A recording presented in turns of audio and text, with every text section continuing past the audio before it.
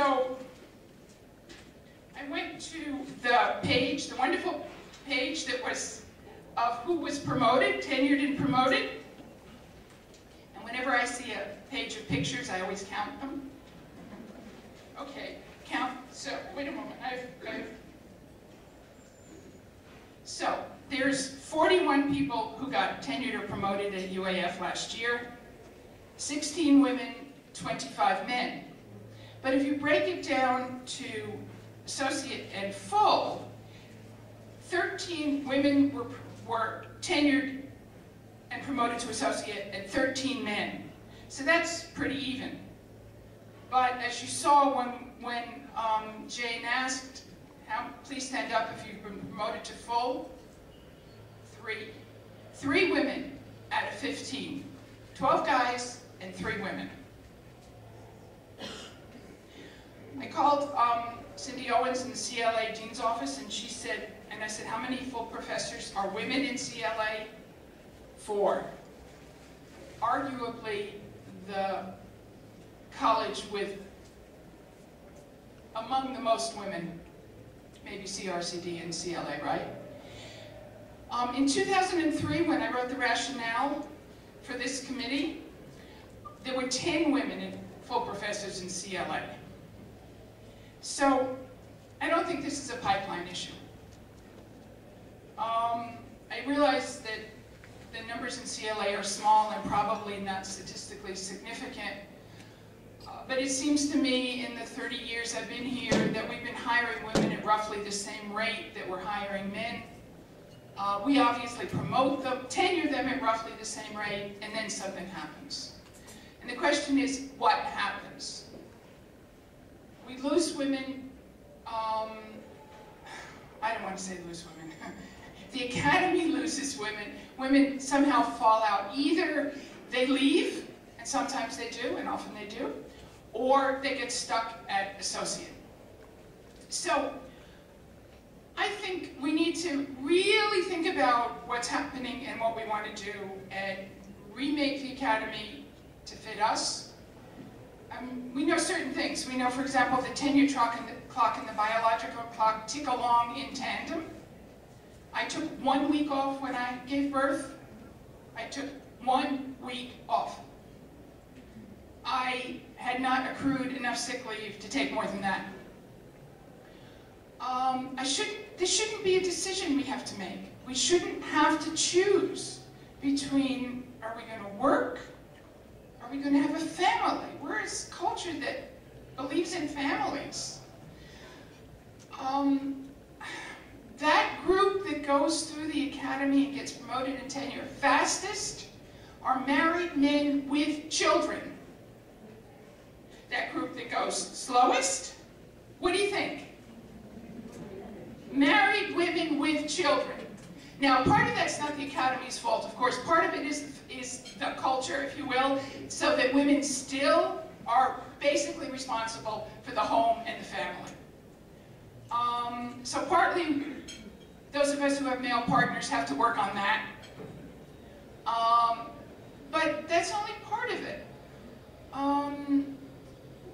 Every week we sign timesheets. Now, every 2 weeks we sign these timesheets that say we've worked 40 hours a week. Ha! When was the last time any of you worked only 40 hours? Really? You know, we shouldn't have to work full-time, 24/7 at this job, because that doesn't leave us time for anything else which we might want.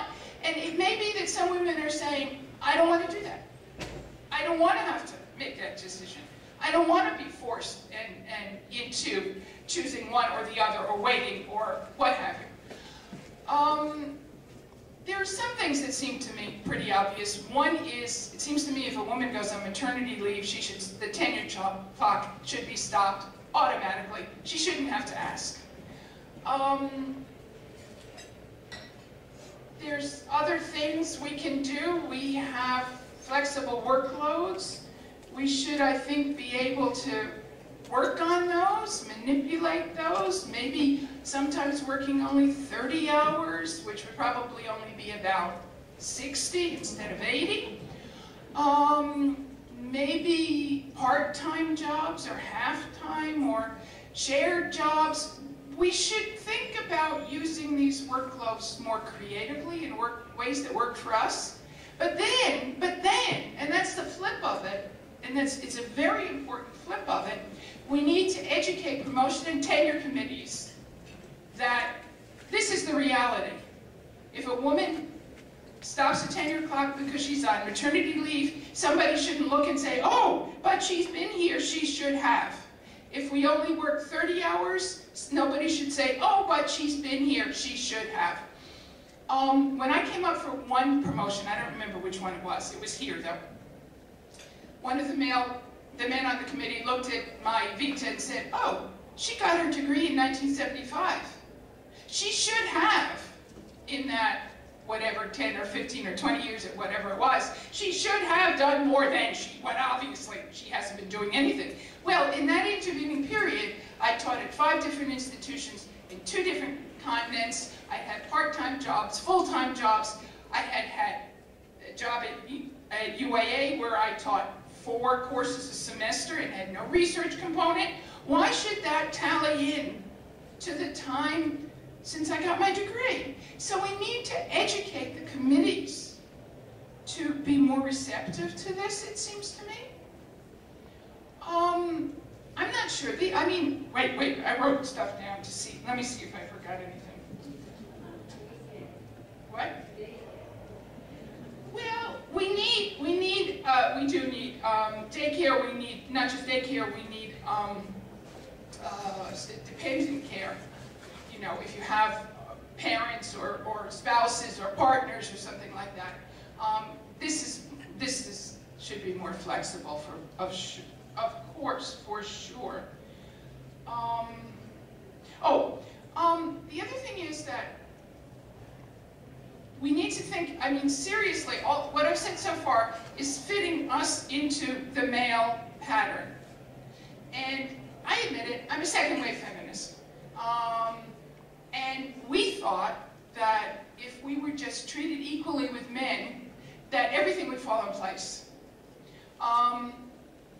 It didn't, and we weren't, or we weren't and it didn't.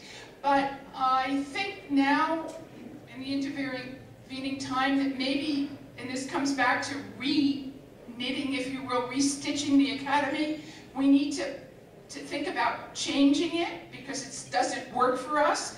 And not only does it not work for us, but maybe we don't want it. Maybe we don't want to fit into the male pattern. That's the important thing. It's possible men don't want to fit into that pattern too. I'm not even going to go there. That's a whole other issue. They can talk about that. But if women, for example, tend to do more service, and I have spent so much time mentoring young women, and I say, get off that committee, get off that committee, get off that committee, get off that committee. Nobody was ever promoted for service. You're only promoted for research. Maybe we need to really change that. If we want to help to run the institution, if we don't want it taken over by the business model, then we need to think about giving ourselves credit to do these other things. And we need to somehow convince the economy that we need credit for doing these other things.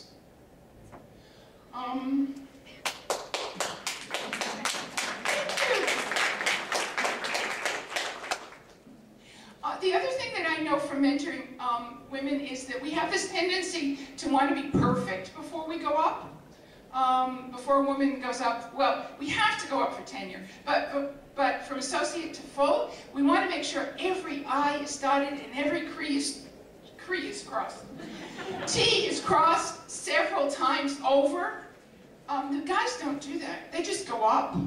And you know something, ladies? Most of the time they get promoted. Very few people are not promoted here. So maybe we need to think about what it takes to go up. Maybe we need more mentoring at the associate level, not just the first step, but the next step. These were just some ideas that floated around in my head. But as I said, I'm second-wave feminist, so I'm still thinking in institutional terms, and you guys are younger, not all of you, most of you, a lot of you, and maybe you have other ideas or new ways of looking at it, and new ways of combining family and work, and you need to think about doing it and getting together and changing the academy. So, my final thought is that I'm not going to say take up your arms, because, you know. However, take up your needles. I realize they're knitting needles and not stitching needles, but if I brought stitching needles, you wouldn't have been able to see them. So, take up your needles and stitch a new moo-moo.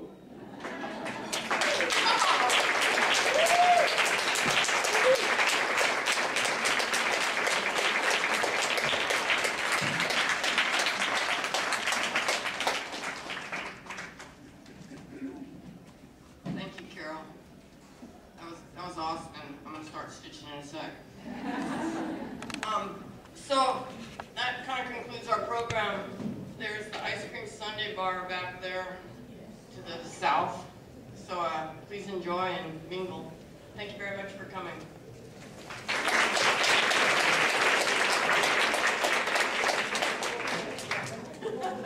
Serve your bag this time.